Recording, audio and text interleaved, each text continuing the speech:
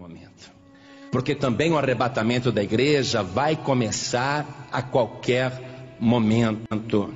Uma das coisas que nos mostram que o arrebatamento está prestes a acontecer, fora todos aqueles sinais que o Senhor Jesus falou, né? Que você já ouviu. Jesus falou que nos últimos tempos haveriam guerras, rumores de guerras, fomes, terremotos, pestes, nação contra nação, reino contra reino, violência, falta de amor, iniquidade se multiplicando. Ele falou de vários sinais, surgimento de falsos profetas. Ele descreveu o nosso tempo, terremotos em vários lugares, catástrofes. Ele descreveu tudo isso e tudo está acontecendo. Mas existe um sinal muito forte, que mostra que o tempo é este. Que o tempo que nós estamos vivendo é o tempo que vai concretizar esta profecia. Então veja comigo, no Evangelho de Mateus, capítulo 24, versículo 32. No capítulo 24 você tem muitas profecias do Senhor Jesus a respeito dos últimos tempos, profecias detalhadas. Mas aqui o Senhor Jesus, ele falou o seguinte: aprendei, pois, esta parábola da figueira. Quando já os seus ramos se tornam tenros e brotam folhas, sabeis que está próximo o verão. Jesus usou a figueira como um símbolo da sua chegada. Na Bíblia toda, a nação de Israel é retratada como esta figueira. Uma figueira que estava seca, uma figueira que estava morrendo, mas o lavrador pediu: deixa eu cuidar mais um pouquinho dela, para ver se apresenta frutos. E se não apresentar, depois a gente arranca. Então, Israel representa esta figueira. Quando o Senhor Jesus falou aqui da figueira, esta profecia, Ele está dizendo que quando a nação de Israel começasse a brotar folhas, nós deveríamos saber que está próximo o verão, isto é, que está próximo aquele dia quente, aquele dia de ira, de furor. E ele, falando desta maneira, ele disse assim, no versículo 34: em verdade vos digo que não passará esta geração sem que todas essas coisas aconteçam. Jesus está falando do fim dos tempos, não é? Ele está falando da sua volta. Ele fala da figueira, quando a figueira começar a brotar folhas e quando começar a brotar ramos, então sabeis que está próximo o verão. Então, quando que a figueira que estava seca, aparentemente morta mesmo, porque Israel é um país milenar, porém num período da sua história, depois que eles rejeitaram Jesus, depois que Jerusalém foi destruída no ano 70 da nossa era, este povo foi disperso no mundo inteiro. As 12 tribos de Israel deixaram de ser 12 tribos para ser apenas a tribo dos judeus. E os judeus foram espalhados por todo o mundo.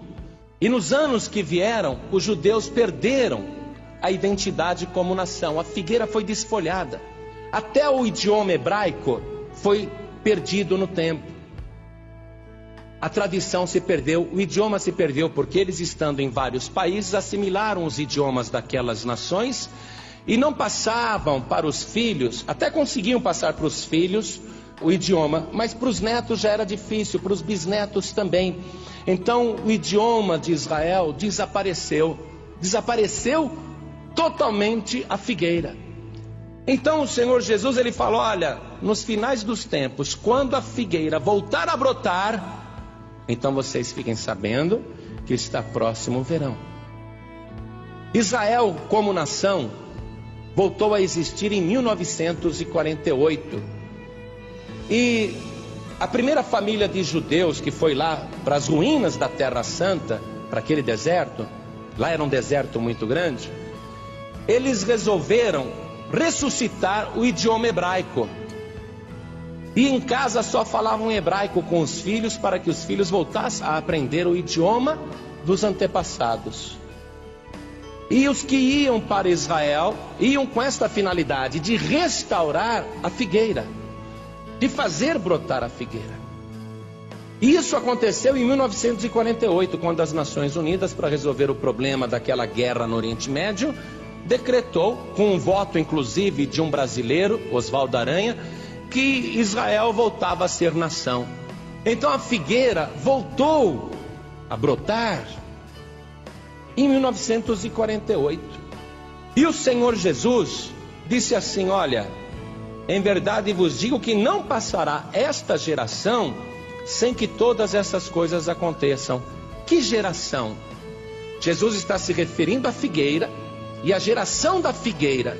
Quando a figueira começasse a brotar novamente, ali tinha início de uma geração. E esta geração seria a última. E o Senhor Jesus disse: não passará a geração da figueira até que todas estas coisas aconteçam.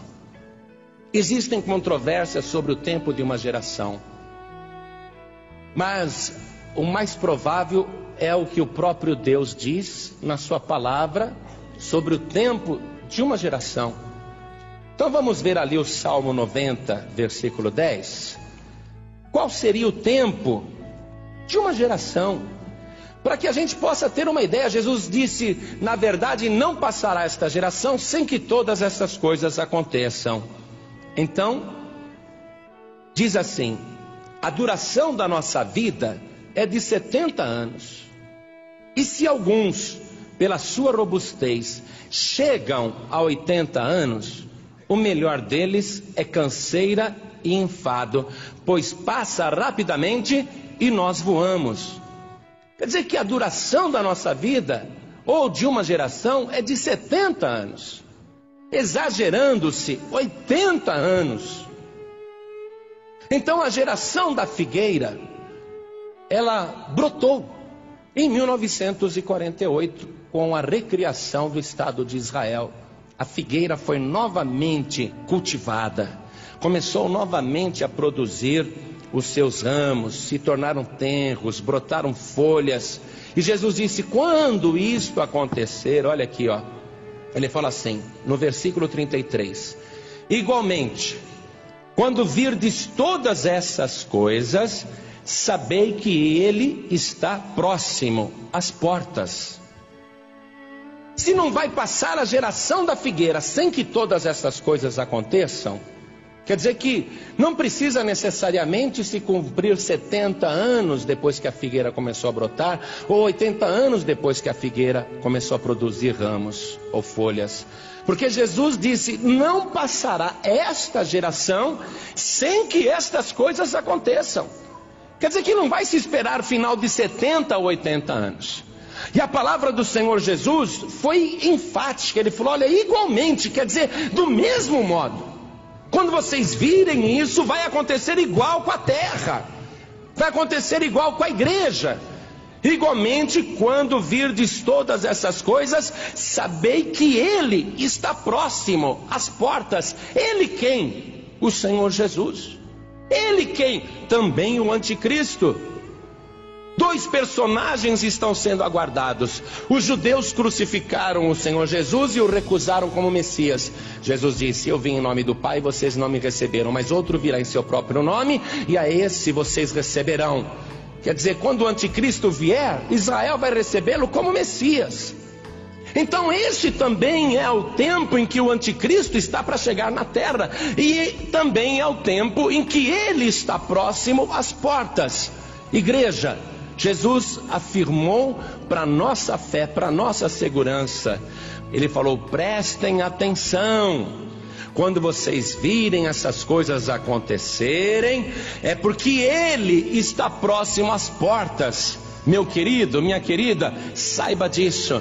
Nós estamos vivendo os últimos dias, os últimos tempos, e nós podemos crer e ter a certeza pela fé que os pés do Senhor Jesus já estão colocados em oculto nas nuvens dos céus. Ele já está próximo às portas. A qualquer momento ele vai dizer aos anjos: chegou o momento, toquem as trombetas, os que são meus serão arrebatados, vão encontrar comigo aqui nas nuvens dos céus. Eu vou livrar os meus de toda a tribulação que virá sobre a terra.